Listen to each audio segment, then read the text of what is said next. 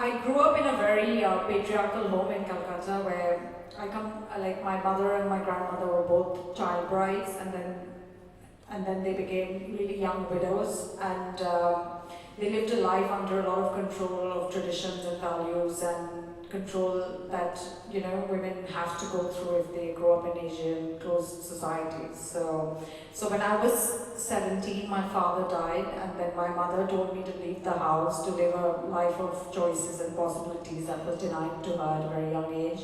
So I kind of started out very early for an Indian, growing up in a small family. So I left very early, and that kind of shaped my career and my life in terms of the work I started doing. So a lot of my work is about me working as a conflict photographer, or me working as an advocate for women's rights. I've worked in some really dark places and brought stories of women where the world needs to know and underreported and goes without seeing.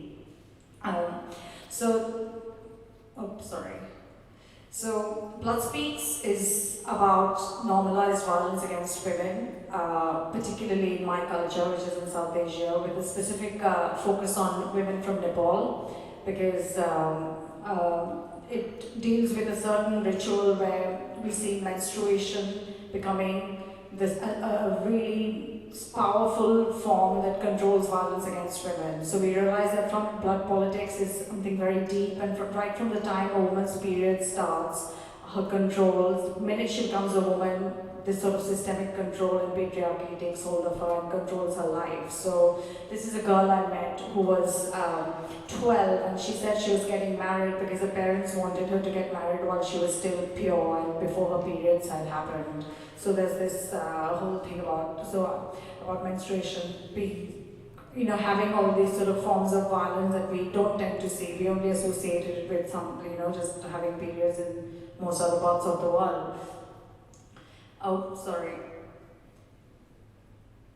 So I met this girl who asked me this question, that in my culture in Hinduism, most of the goddesses are all women. All the powerful figurines of goddesses are all women. So why is it that normal women are abused and controlled while goddesses are revered? And that kind of questioned me and made me go forward with my project. And I started investigating this extreme form of abuse that women have to go through during their periods when they're sent into exile. So women have to leave their homes and go into a separate place during their periods. They get, this is just poetry I used that girls wrote about violence against women. You can't see it very well. So you see women getting raped in these spaces, they get attacked by men, they get bitten by snakes, they're made to live on limited diet, they're not given enough food during periods because they're thought of as untouchables and impure. You have people like this shaman here who's attacking this girl because he by mistake stepped into his threshold, and because of that he was publicly abusing her and telling her off for not having done that, but she had her periods and she was very sick and she just merely needed some water. So I really want you to look at the photos and just listen to my voice rather than look at me, because I think the work is really about it. I'm a photographer and the work is really about the work. So this is Radha, she's only 16, and once a month her habitat is radically altered where she has to leave her home and go into the wilderness, into these jungles and live inside huts during her periods. This is another girl who has to study and for her exam, and while she's on her period she has to live in share a shed with animals and live there at the same time. And these are what some of these places look like. So this story was getting featured a little bit in local media, but internationally no one was reporting it or talking about it, and I was obviously very frustrated because a lot of my work has been to do with women. I followed the women into the borders of war zones in India-Pakistan border. I worked with female guerrillas. I worked with the mothers of ISIS fighters in Europe, but I really wanted to see, expose this sort of story and bring it into a global platform and find a way to let the world know that this kind of injustice was happening in some remote part of the world, and the world needed to know and do something about it. And we can't just forget about people just because we think we are culturally superior or different from them. But as you know that tampons are taxed here, homeless women don't have proper access to sanitary pads. The problems are the same. They just, it's still a matter of a stigma and taboo. It's just that women have to go through it differently. This is Saraswati. She was 16 and she had a baby, and she was in exile on the third day with the baby because of postpartum bleeding. And again, that's a taboo as well. So I'm just going to go a bit quickly. So these are the photographs that I had taken on my several trips, and they were obviously a photo-based project, but I'm just going to go through them quickly for you to see.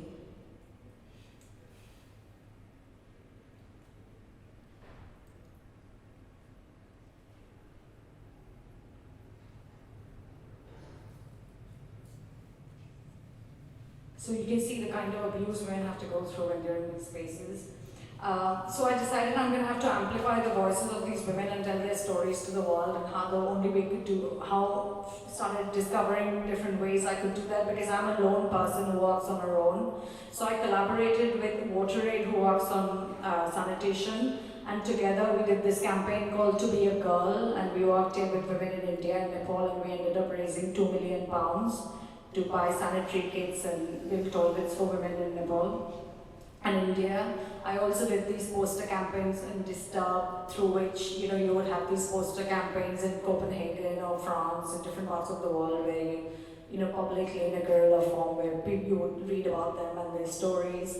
Then finally I got published in the National Geographic, then New York Times, NPR, Time Magazine. So all these places started picking up my work, and all the top magazines and nationals in the world started telling the story.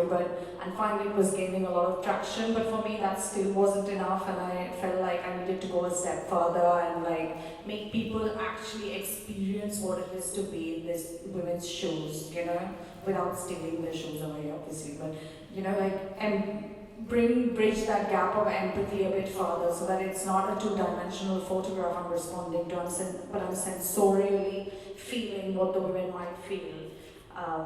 So I started experimenting with virtual reality, which is it's been around forever in games and stuff, but in a consumer culture it's been around. But I wanted to make these immersive films through which you could be transported into the world of the women and feel their claustrophobia and their isolation, and be in the most immersive way close to them through their stories, and then by that way understand what is it that they really go through, in a way that it's difficult to understand if you're just looking at a photograph or watching a 2D film. So I'm just going to show a trailer of the film.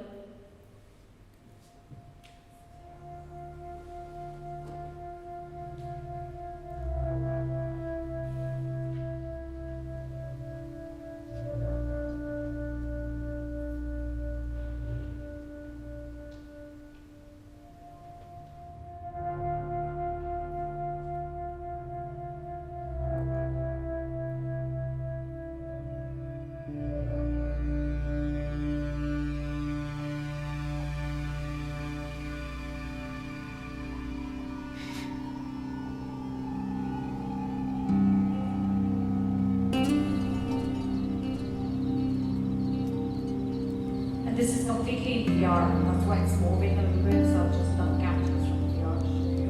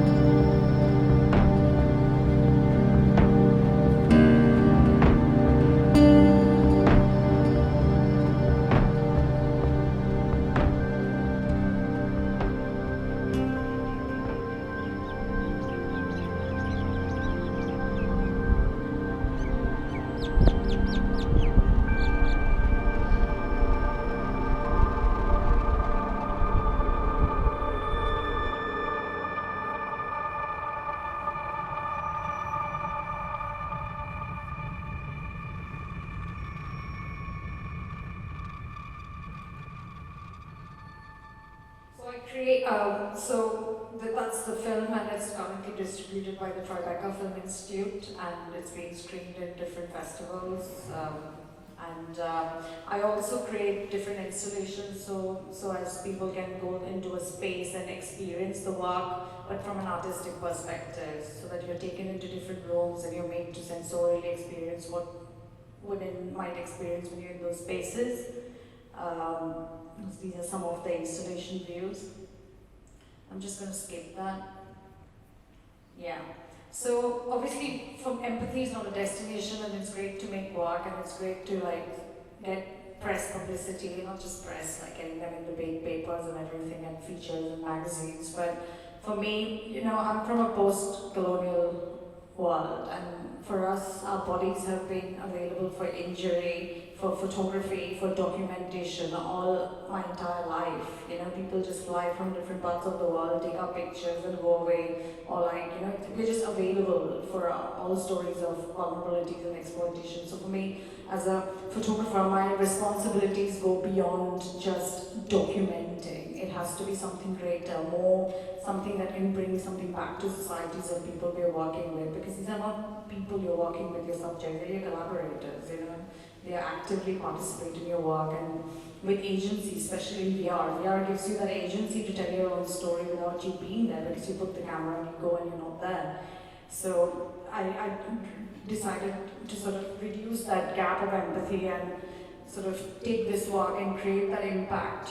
Impact was the end goal right from the beginning for the work. So I found a model through which you do an art project, but then you find this different ways you can distribute the work, whether you're doing it editorially, which has been in magazines like in the National Geographic and New York Times, or you take them in VR or social media or NGO campaigns like I did with Portrait and ActionAid, and all these different ways you find a new audience to distribute your work, to ramp up the noise about the story, so to sort of get more impact. And then WeTransfer made them their wallpapers, which was incredible, because suddenly you had people writing to me from all over the world, because everyone could see the work. You had, for the first time, violence against women stories as wallpapers, in something that wasn't press or just media. So it was incredible, and they made these great wallpapers with the work, and that's in Refinery 29.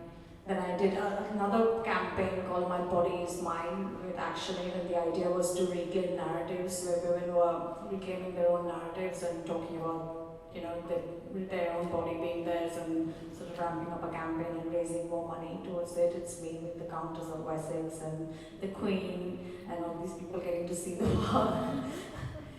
And that's in Human Rights Watch, me with all the male health ministers in the Geneva thing. And then finally we managed to get impact after all this kind of hard work in different ways when Nepal criminalized the practice. And now if you're caught sending a woman into displacing her from outside her house, you can go to jail.